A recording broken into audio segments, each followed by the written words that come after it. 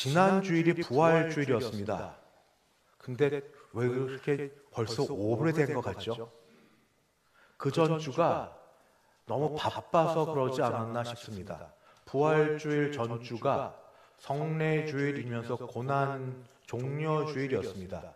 성례 주일이니까 학습 세례, 유아 세례, 입교와 더불어서 성찬식이 있고 또 그다음에 그때부터 우리 고난 주간 특별 새벽 예배로 일주간을 보내고 뭐 이렇게 지내면서 한 주간 많이 바쁘고 부활주일 새벽 낮 오후 예배까지 마치고 나니까 이제 다 끝났다 하는 생각에 이제 뭐 조금 편히 쉬어도 되겠다는 마음이 들 수 있습니다. 예, 그럴 수 있죠. 그런데 그렇게 하면 지금껏 해왔던 것과 뭐가 다를까요? 행사를 잘 마쳤고 하나의 행사를 잘 마쳤으니까 이제 그 다음 행사를 향해서 기획하고 계획하고 또 그 다음 행사를 하는 것 잘 해야 되지만 저는 적어도 부활주일만큼은 우리 기독교계에서 성탄절과 부활절만큼은 조금 의미가 다른 것 되어서 이때는 지난번과 다른 일들로 우리에게 남아있기를 원합니다. 부활주일이 뭡니까? 죽음에서 부활하신 것을 기념하는 그런 주일 아닙니까? 죽음은 왜 왔습니까? 죄의 삭시, 바로 사망입니다. 죄의 값으로 하나님께서 죄를 보지 못하셔서 죄에 대해서 진노하셔서 진노에 대한 잔을 우리 주 예수님이 다 마시고 그 결과로 죽음을 당하셨습니다. 죽임을 당하셨는데 그냥 죽임 가운데 있지 않고 하나님 거를 받으셔서 그래서 하나님이 인정하사 그를 살리사 부활케 하신 게 바로 부활주일이고 부활에 대한 그런 의미입니다. 우리는 거기에 무엇으로 관련되어 있습니까? 다시 묵상하고 생각해 봐야 될 게 바로 이겁니다. 여러분 제일 처음 은혜 받았을 때 생각하면서 이걸 늘 기억하길 바랍니다. 나 죄 용서받았다. 나 죄 용서받았다. 죄에 대한 진노로부터 죄에 대한 정죄하심으로부터 나 용서받았다. 어떻게 해요? 우리 주 예수님이 내 죄값을 다 가져가셔서 내가 받아야 될 죄값과 죄에 대한 진노를 우리 주님이 다 받으심으로 내가 하나님 앞에서 더 이상 죄인으로 정죄받지 아니하고 내가 이제는 하나님께서 예수님의 내 죄는 주님께 가고 주님의 예수님의 의는 내게 와서 나를 보시고 이 죄인아 하고 말씀하지 않고 의롭다고 여겨주시는 의인이 되어서 하나님 앞에 나갈 수 있게 되고 관계가 회복되고 신분이 상승되어서 죄의 노예, 죄의 종에서 하나님의 아들, 딸로 신분이 상승된 그리고 기업이 있는 사람이 된 바로 그것을 다시 기억하고 다시 묵상하며 감사하는 것이 부활 생명 받은 자입니다. 부활주일 그냥 찬양하고 예배하고 행사를 마치고 끝나는 게 아니라 거기에 계속해서 우리 마음에 두고 생각해야 될 건 나 부활 생명 받아서 내가 다시 주님 앞에 이렇게 새 생명 받아서 죄에 대해서 정죄함을 당하지 않는 이 놀라운 은혜가 내 앞에 있다. 이것을 기억하고 감사하는 것이 부활주일 이후 우리가 무엇보다 마음에 품고 살고 지내야 될 것들입니다. 그런데 이 부활 생명, 이 영생은 어떻게 얻는가? 바로 다른 데 있지 않습니다. 하나님의 사랑으로 우리에게 주어집니다. 모두 잘 아시고 외우시는 바 요한복음 3장 16절은 이렇게 기록되어 있습니다. 하나님이 세상을 이처럼 사랑하사 독생자를 주셨으니 이는 그를 믿는 자마다 멸망하지 않고 영생을 얻게 하려 하심이라. 뒤에 말씀부터 하면 우리가 영생을 얻을 수 있는 건 예수를 믿기 때문입니다. 예수의 무엇을 믿어서요? 예수님께서 십자가에서 나를 대신하여 죄값을 치러 죽으셨다는 걸 내가 믿어서요. 그냥 예수 믿어서가 아니라 분명하게 십자가에서 나를 위해서 대속하여 십자가에서 죽으셨다는 그 사실을 믿어서 내가 부활 생명 영생을 얻게 되었습니다. 그런데 그 근거가 어디 있냐면 하나님이 세상을 이처럼 사랑하셨기에 오늘 이렇게 좋은 날 오신 여러분에게 같이 드릴 말씀은 하나님이 오늘 이 자리에 있는 여러분들과 인터넷을 통해 예배드린 모두에게 하시는 말씀, 사랑한다고. 아버지의 사랑이 우리에게 다시 부어진 바 되었다고 그 말씀을 무엇보다 먼저 드리고 싶습니다. 그러면서 지금 성경을 계속 순서대로 읽는 중에 아가서 말씀 차례가 되었는데, 아가서에서 하나님의 사랑이 어떻게 우리에게 전하여 부어졌는지 그 말씀이 바로 오늘 읽은 아가서 8장 6절 7절 말씀이어서 이 말씀을 중심으로 여러분에게 같이 은혜를 나누고자 합니다. 아가서에는 술람미 여인이라는 분이 등장합니다. 그녀는 사실 내놓을 게 없는 사람입니다. 피부 다 일부러 건강하게 하기 위해 선텐을 하는 사람도 있습니다만, 웬만하면 동서고금을 막론하고 하얗고 좀 더 하얗고 미백, 하얀 것이 더 아름답다고 여겨지지 않습니까? 그런데 그녀는 그런 미인이 아닙니다. 떼약볕에 타서 검게 그을린 피부를 갖고 있습니다. 그냥 건강한 미인입니다. 내세울 만한 가문이 없습니다. 뒤에 배경이 있어서 위에서 뭐 도와주거나 이렇게 함께 할 만한 그런 위세가 없습니다. 지위도 없습니다. 신분도 초라합니다.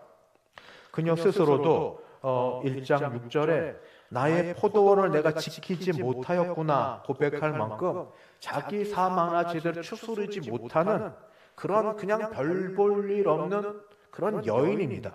그런데 이런 여인에게 예루살렘의 왕인 솔로몬 왕이 찾아와서 그녀를 사랑한다고 말합니다.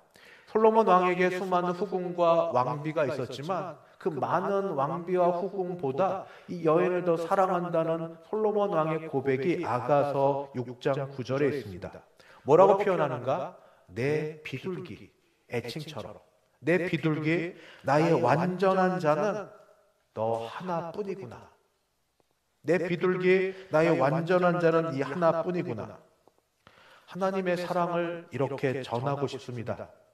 우리는 무언가 준비를 해야만 된다고 여깁니다. 잘 준비하면 좋습니다. 그러나 준비가 늘 잘 되지는 않지 않습니까? 잘 될 때도 있고 안 될 때도 있고, 컨디션이 좋을 때도 있고 나쁠 때도 있고, 잊어버리기도 하고 하기도 하고. 그러나 하나님은 우리가 뭔가 준비되어서 실력이 있어서 괜찮은 자리에 있어서 잘 나가서 우리를 사랑하신 게 아니라는 겁니다. 이 술람미 여인처럼 아직 부족하고 무언가 잘 되어 있지 않고 계속 흔들리고 이럴 때 먼저 하나님이 찾아오시고 선을 내미셔서 사랑하신다는 말씀입니다. 로마서에는 이걸 너무 잘 보여주고 있습니다. 우리의 형편을 이렇게 표현합니다. 우리가 아직 죄인 되었을 때, 내가 종교적으로 열심히 의를 행하여서 뭔가 들을 만한 게 아니라 우리가 아직 죄인 되었을 때 그리스도께서 우리를 위하여 죽으심으로 하나님께서 우리에 대한 자기의 사랑을 확증하셨느니라. 하나님이 우리를 사랑하시는데 사랑의 방법이 다른 데 있지 않고 아들을 보내사 아들을 죽게 하시면서까지 사랑하신다고. 어느 때? 뭔가 이쁘게 또 하나님 보시기에 잘하는 일을 해서? 아니요. 아직 우리가 죄인 되었을 때에 드러내는 것도 자랑할 것도 아무것도 한 것 없을 때, 죄인 되었을 때 하나님께서 그리스도 예수를 죽게 하심으로 십자가에 그에 달리게 하심으로 하나님의 우리를 향한 사랑을 확증하셨다라고 말씀하십니다. 하나님의 사랑은 그래서 어쩌면 우리가 강하여서 하나님 앞에 이 정도면 괜찮지요 하고 내세울 때보다 더 연약해 있을 때, 약하여 있을 때, 넘어졌을 때 하나님의 사랑이 내게도 와닿고 더 감사하고 깊은 것이 됩니다. 아가서 전체가 사랑에 대한 말씀입니다. 여인은 자기 포도원을 지키지 못할 뿐 아니라 기회도 놓치고 여러 일들에 허둥지둥하는 그런 모습을 보입니다. 5장 2절부터 6절을 보면 여인은 사랑하는 이미 문 밖에 왔는데도 머뭇거리다가 그냥 만나지 못하고 보내버립니다. 그래서 또 후회하고 쫓아갑니다. 밤거리를 찾고 헤매다가 오히려 성벽을 지키는 사람들한테 상처도 있고 그냥 그렇게 지냅니다. 그러나 그 모든 여정 가운데도 하나님의 사랑은 변치 않으십니다. 오늘 말씀에 있는 아가서 8장 6절 7절은 이렇게 기록되어 있습니다. 너는 나를 도장같이 마음에 품고 도장같이 팔에 두라. 이 말씀은 이 술람미 여인이 솔로몬 왕을 향하여 한 말로 그렇게 우리가 알고 있습니다. 이 말은 무슨 말이냐면 도장은 특히 임간 도장 같은 경우에는 어떤 자신의 신원이 여기다 들어가 있고 또 도장을 찍음으로써 내 것이라는 표시가 됩니다. 그래서 지금 솔람미 여인은 이렇게 얘기하고 있습니다. 당신의 마음에 당신의 행동 속에 나를 도장을 새기듯 새겨주소서, 나를 잊지 말아 주소서, 그렇게 말하고 있습니다. 왜 이렇게 말을 해야 될까요? 불안해서요. 자기 소위 주제를 알아서 내 주제에, 내 형편에 잠깐 왕이 밖에 나왔다가 눈에 들어서 사랑한다고 고백은 했지만 이게 얼마나 갈지, 궁에 가면 얼마나 아름답고 괜찮은 여인들이 많은 줄 들어서 알고 있는데 이게 얼마나 갈지 모르기 때문에 그래서 불안합니다. 이게 계속될까? 지속될까? 그냥 한밤에 그냥 꿈처럼 지나가 버리지는 않을까? 우리의 가장 약함과 슬픔이 바로 여기 있습니다. 하나님이 나를 사랑하십니다 얘기를 듣는데 첫 번째는 정말 믿어도 될까? 근데 계속해 들으면 정말 사랑하시는 것 같아요. 근데 시간 지나고 우리 형편을 보면서 그 다음 하는 질문이 있죠. 하나님이 이래도 나를 사랑하실까? 하나님이 이런 나라도 사랑하실까? 하나님이 끝까지 사랑하실까? 나는 하나님 사랑을 놓아버린 것 같은데 나는 이런 가운데 끝까지 사랑하실까? 내 부족함이 있음에도 불구하고 사랑하실까? 이런 걱정과 염려가 있을 때 우리는 다시 주님의 말씀을 듣습니다. 이사야 선지자의 말씀입니다. 너는 두려워하지 말라. 내가 너를 구속하였고 내가 너를 지명하여 불렀나니 너는 내 것이라. 하나님의 말씀입니다. 하나님의 말씀입니다. 주께서 성령을 통하여 그때나 지금이나 여전히 동일하게 들려주신 하나님의 말씀입니다. 오늘 이 자리에 오신 여러분들에게 여전히 들려준 하나님의 말씀입니다. 전화로 아프신 분들 사정을 듣고 또 여러 형편을 봅니다. 좋은 일도 있지만 안 좋은 일도 많은 분들을 제가 듣고 지냅니다. 교회 나올 수 없는 형편에 있는 분들도 계십니다. 그럴 때마다 상황 따라 마음이 흔들립니다. 내가 이래도 하나님이 사랑하시는 걸까? 내가 이래도 하나님 붙드시는 걸까? 하나님의 말씀입니다. 너는 두려워하지 말라. 내가 너를 구속하였고 주 예수 그리스도의 십자가의 죽으심으로 내가 너를 구속하였고 내가 너를 지명하여 이름 불러 너를 아노니 너는 내 것이라. 이 사랑은 그 다음에 사랑으로 하나님의 사랑임을 더 확신해 줍니다.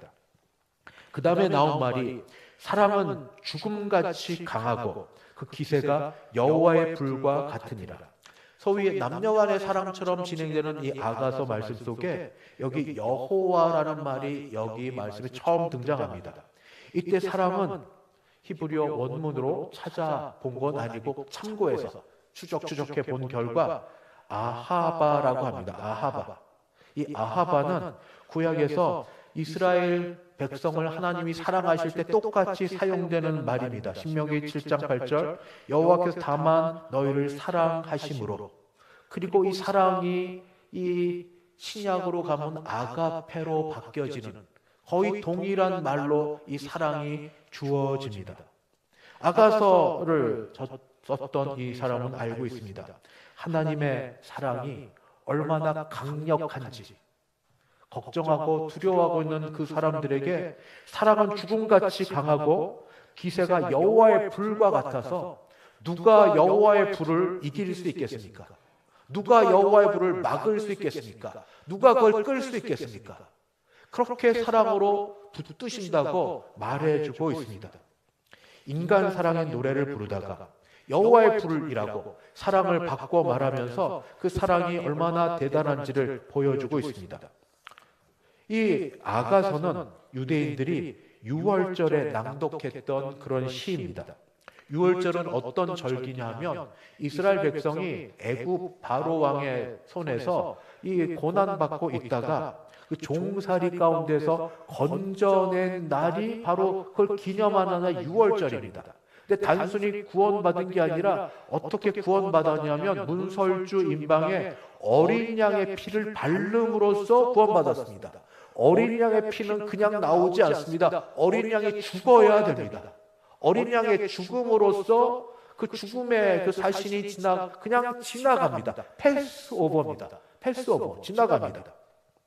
그리고 나서 그 한 번으로 끝난 게 아니라 이후에 홍해를 가르시고 광야길을 인도하사 가나안까지 인도하신 것이 바로 여호와의 사랑이십니다. 유월절에 아가서를 낭독하면서 유대인들은 솔로몬 왕이 바로 여호와 하나님이심을, 그리고 술람미 여인이 바로 유대인 자기 자신들이라고 그렇게 생각해서 이 말씀을 읽었습니다. 맞죠? 내놓을 것 없고 보잘것없는 이스라엘을 먼저 찾아와 사랑하신다고 말씀하신 하나님, 숫자가 많은 것도 아니고 능력 있는 것도 아니고 지렁이 같은 이스라엘이라도 사랑하신 하나님, 광야 가운데서도 반역하는 가운데도 끝까지 지켜주시고 포기하지 않으시는 하나님, 그 하나님이 사랑한다고, 그 아하바라는 것으로 이 노래를 읽으면서 늘 다시 확인합니다. 여러분, 하나님의 사랑은 포기하지 않는 사랑입니다. 그런데 우리가 포기합니다. 내가 남을 포기하는 건 뭐 그럴 수 있는데 내가 나를 포기합니다. 내가 믿는다고 말하고 이렇게 행동하는 게 맞아? 신앙생활 제대로 하는 거 하나도 없는 이거 맞아? 내가 나를 포기하죠. 그 핑계로 막 나를 죄 가운데 던지면서 합리화하고 정당합니다. 나는 어쩔 수 없어.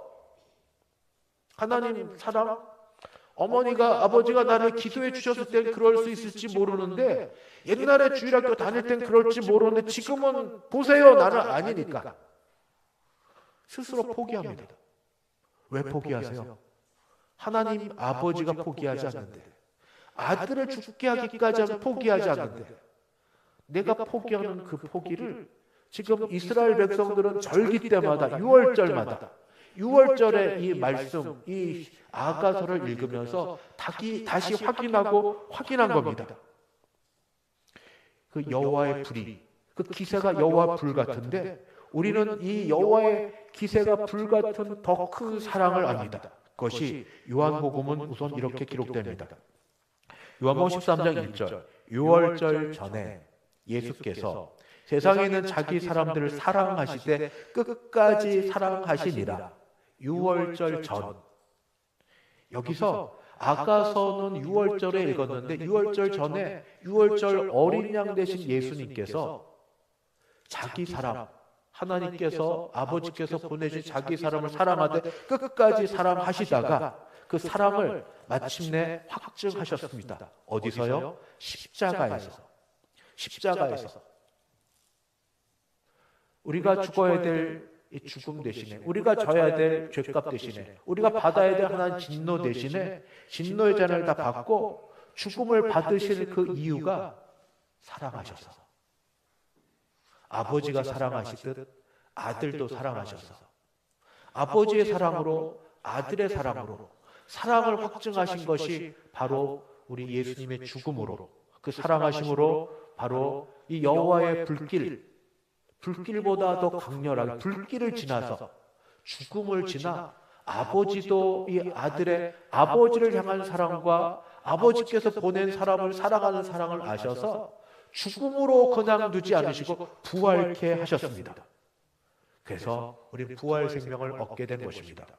그러나 그 부활 생명을 얻은 다음에 제자들의 모습은 바로 우리의 모습입니다. 부활하신 예수님을 몇 번이나 만났지만 여전히 갈팡질팡하는 베드로에게, 고기 잡으러 갔던 베드로에게 예수님이 나타나셔서 배 오른편에 그물을 던지라 말씀을 하시고, 다시 고기를 잡고 있을 때 숯불을 펴놓고 생선과 떡을 준비하셨다가 가져온 생선과 더하여서 다 먹이시고 나서 베드로에게 대표하여 묻습니다. 뭘 물었을까요? 요한의 아들 시몬아, 내가 이 사람들보다 또는 이것들보다 나를 더 사랑하느냐? 횟수도 중요하고 있고, 그 다음에 이것들, 이 사람들 비교도 중요하겠지만 오늘 저의 마음, 관심은 사랑. 주님의 마음은 처음부터 끝까지 사랑이었습니다. 주님이 그렇게 사랑하셨던 이 사랑을 알고 너도 사랑하느냐? 그런데 그 원어적으로 이거는 중요하니까 이 사랑은 아가페 사랑입니다. 하나님의 신적인 사랑, 조건 절대 붙이지 않는 정말 자신의 목숨을 내어주는 사랑. 하나님은 아들을 통하여 그 사랑을 보여주셨고, 아들은 정말 죽음으로써 이 아가페적 사랑을 하셨는데, 이제 베드로에게 묻죠. 너도 그와 같이 나를 사랑하느냐? 목숨을 주었으면 갔으면 와야죠. 우리 결혼식, 장례식장 다니는 이유 중에 하나도 받은 대로 적어도 우리 갚으면 해야 된다는 기본 그런 게 있지는 않습니까? 베드로가 고백합니다. 우리말은 제가 주님을 사랑한 주님이 아십니다. 그래서 사랑이 있는데 그 사랑은 다른 사랑입니다. 아가페의 사랑이나 필레오의 사랑이라고 차원이 더 낮은 사랑입니다. 형제를 사랑하는 그 정도 사랑. 내가 어떻게 사랑하는지 그 정도밖에 사랑 못하는데 그것도 제대로 말 못하고 주님이 아십니다. 주님이 아십니다. 이게 우리 아닙니까? 사랑해요, 주님을. 어떤 때마다 감동하고 감사해요. 은혜 받았습니다. 그런데 그게 계속해 이어지지 못하는 모습 때문에 주님이 물어보실 때 감히 주님처럼 고결한 사랑으로 사랑한다고 대답하지 못하고 그냥 삐죽삐죽 되면서 사랑하는데 주님처럼 그렇게 사랑은 못하고 목숨을 내어줄 만큼 그렇게는 못하고, 그러나 내 마음은 아시죠? 주님은 한 번도 물으셨습니다. 왜냐하면 베드로는 3번을 부인했던 거고 지금 다른 제자들도 있는 자리에서 베드로를 세워줘야 되니까요. 주님은 세워주시는 분입니다. 세워줘야 되니까 또 물으면서 베드로에게 같은 아가페 사랑으로 대답했지만 베드로는 똑같이 아가페로 대답 못하고 또 필레오로 대답합니다. 마지막 주님이 사랑을 물어볼 때는 사랑의 격을 낮춥니다. 그러면 아가페 정도 사랑은 못하지만 필레오 정도의 사랑은 할 수 있느냐? 정말 그 정도라도 할 수 있느냐? 베드로가 또 얘기합니다. 네, 그 정도 사랑이라도. 주님의 사랑은 무엇인가? 바로 자신의 생명을 내어줘서 불 가운데로 지나서 자신을 내어주는 그런 사랑을 하셨고, 그리고 그런 사랑을 하셨기에 우리도 그런 사랑하기를 원하시는데 우리가 그만큼 하지 못하는 것을 아시고 내려오셔서 약해진 가운데 그러나 확인은 받고 싶어 하십니다. 내가 나를 사랑하느냐? 주님은 확실하세요. 분명하세요. 나는 너희를 사랑한다. 나는 너희를 사랑한다. 어떻게 알아요? 내 아들 예수를 십자가에 죽게 하면서까지 나는 너희를 사랑한다. 그러니 너희도 나를 사랑하느냐? 베드로처럼 우리 대답을 잘 못할 것입니다. 그래서 그저 주님 아시죠? 주님 아시죠? 마음은 먹는데 그때뿐이고 잘하지 못하는 건 그래도 주님 사랑하는 건 아시죠? 주님이 내려오셔서 그래서 베드로에게 하셨던 대로 우리와 같은 눈높이에서 다시 물으시면서 요청하십니다. 내가 나를 사랑하느냐? 그때 우리가 했던 똑같은 대답을 드리면서 주님이 아십니다. 주님은 그때마다 사명을 주셨습니다. 내 양을 먹이라. 우리 앞에 사랑을 받고 부활 생명을 받았지만 사는 게 만만치 않습니다. 인생의 거친 물결이 늘 넘실거립니다. 캄캄한 인생길, 앞이 보이지 않음, 막막함, 장애, 그런 것이 개인적으로, 가정적으로, 직장에서 또 우리의 영적 상태 가운데 이런 일들이 수도 없이 지나갑니다. 그러나 그 가운데 잊지 마십시오. 정말 중요한 걸 잊지 마십시오. 세상의 어떤 홍수도 어떤 질풍노도도 하나님의 우리를 향한 사랑에서 우리를 흔들거나 우리를 빼앗아 갈 사람은 아무것도 없습니다. 누가 우리를 그리스도의 사랑에서 끊으리요? 환난이나 곤고나 박해나 기근이나 적신이나 위험이나 칼이랴. 이 모든 일에 우리를 사랑하시는 이로 말미암아 우리가 넉넉히 이기느니라. 아멘. 아가서는 술람미 여인과 솔로몬 왕과의 사랑의 이야기입니다.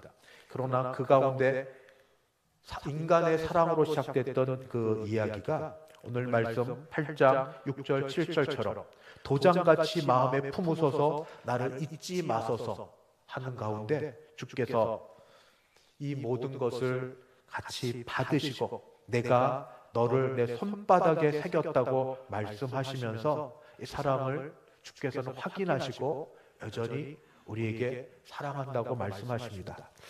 오늘 마지막을 제가 말씀을 준비하면서 마음에 떠올랐던 찬양으로 가사말을 대신하는 것으로 결론을 삼으려고 합니다. 사랑의 이야기입니다. 아버지 사랑 내가 노래해. 아버지 은혜 내가 노래해.